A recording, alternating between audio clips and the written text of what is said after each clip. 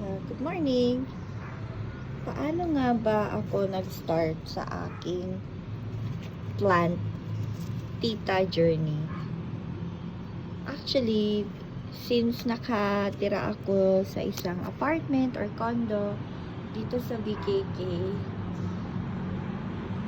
naisip ko na parang kailangan ko ng outlet, kailangan ko ng something green kasi yung tinitirahan ko walang kahit anong plant. And I'm still happy dahil despite that, I could see from that side some greeneries. So, naisip ko, I have to think about a way on how I could motivate myself into growing. Hindi pa talaga super farm-like yung indoor plants ko or yung mga gusto kong itanim. But I wanna share the journey with you. So, I started with this oregano. So, nung una, I only have this. And then, itinanim ko siya. I just put like this. And then, just chuck it in here. Sa soil na ganyan.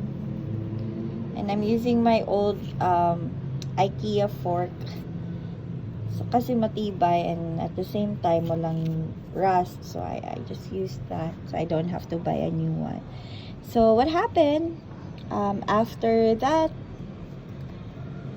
it had grown into a bigger one, and I'm happy that I was able to give it out to my friends.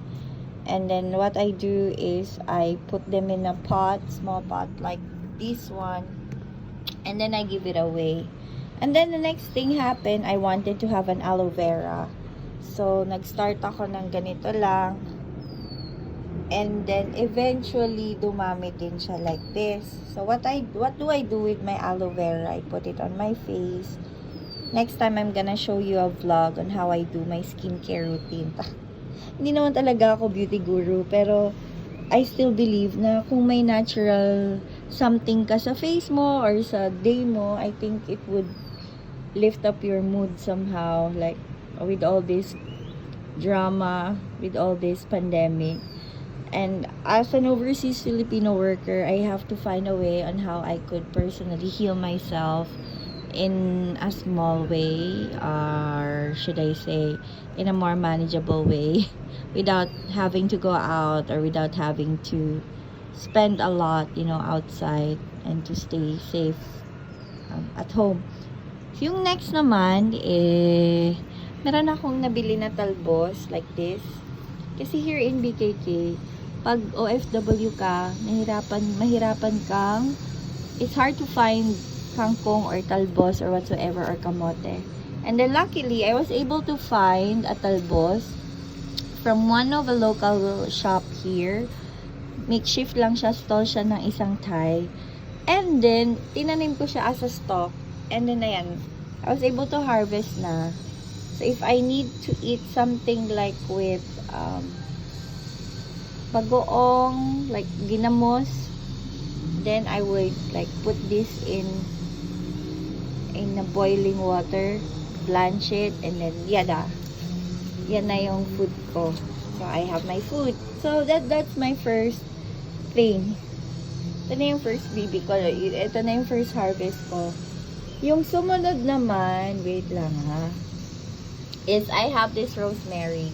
I got this from, I think it's in M. Quartier, sa Prompong. So, I bought the small one like this. Isang maliit siyang ganito. For about 60 baht ba yun? Or 120 baht? I forgot. And then, I was able to harvest several times. Tapos, ayan na. I use this as my rosemary for chicken, for grilled, for fish. I even use this as my tea. Like, I would get this, and then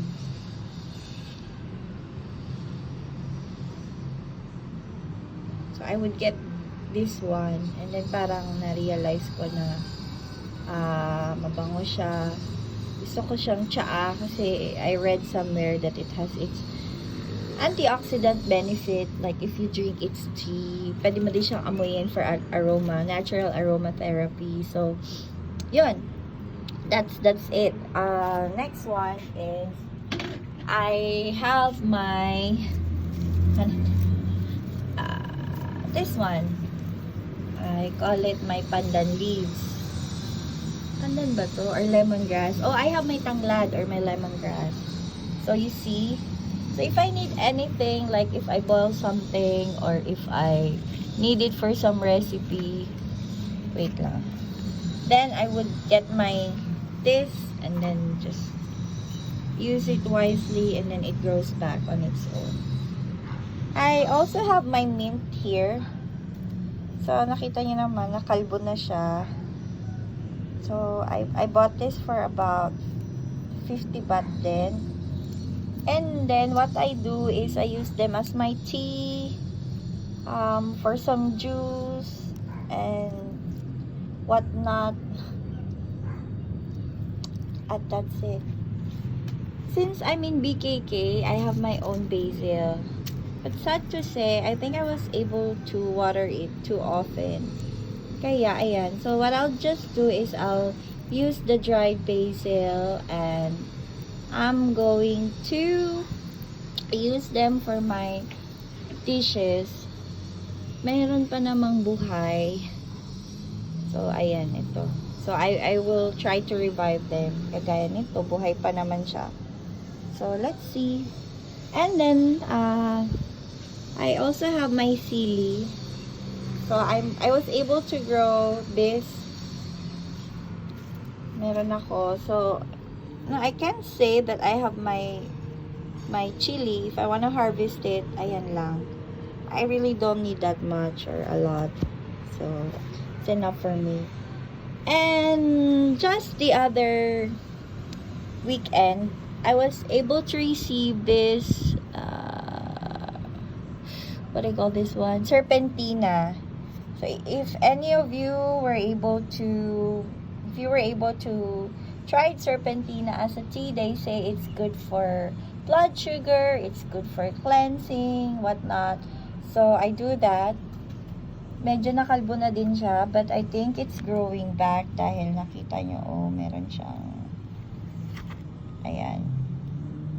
Meron na siyang tumutubo. Ayan.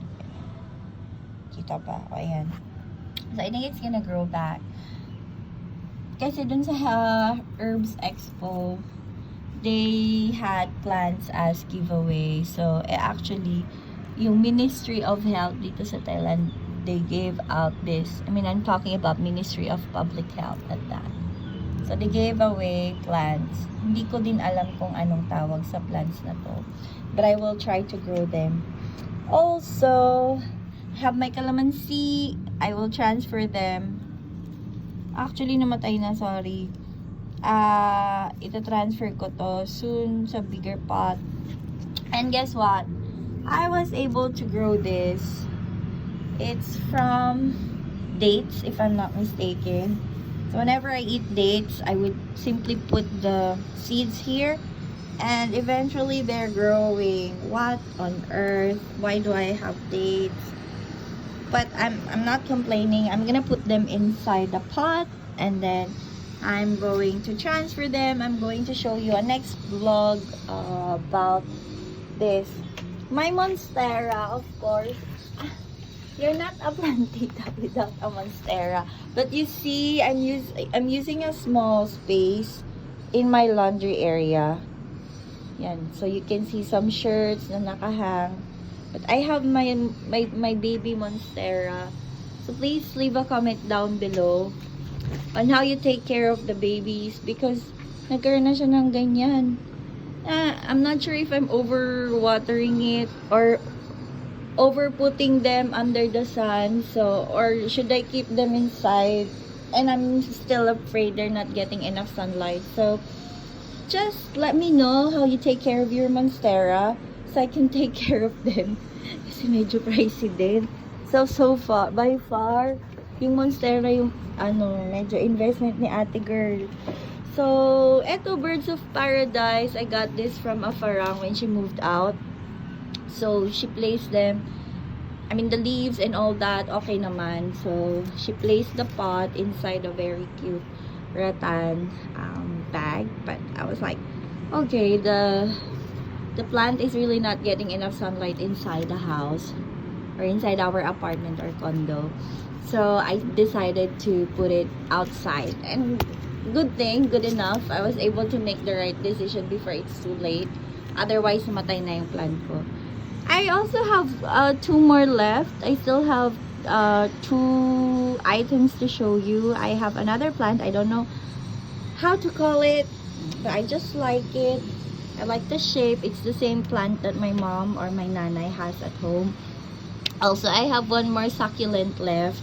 I've been taking care of it for like a month now.